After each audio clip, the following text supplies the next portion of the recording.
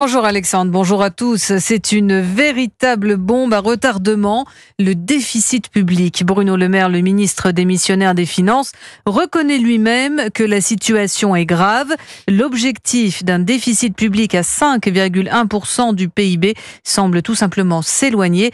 En studio avec nous, Christophe Bordet. Bonjour Christophe. Bonjour à tous. C'est une aggravation du déficit public. Cette aggravation est due à un surcroît des dépenses des collectivités, Christophe. Oui, alors dans cette lettre adressée aux parlementaires, Bruno Le Maire s'inquiète. Il écrit, écoutez bien, l'augmentation rapide des dépenses des collectivités territoriales pourrait à elle seule dégrader les comptes publics 2024 de 16 milliards d'euros par rapport à la trajectoire de déficit envoyée à Bruxelles au printemps dernier. Pour faire simple, la France n'est pas du tout dans les clous. Ces mauvais chiffres exposent le pays à d'éventuelles sanctions européennes, mais aussi à la potentielle dégradation de sa note par les agences de notation, ce qui pourrait nous coûter évidemment très cher, déjà abaissé de près de 30 milliards d'euros au printemps. Les prévisions de recettes fiscales pourraient par ailleurs ne pas être atteintes pour la deuxième fois consécutive. Selon une note du Trésor jointe à ce courrier de Bercy, sans mesure de correction rapide, le déficit public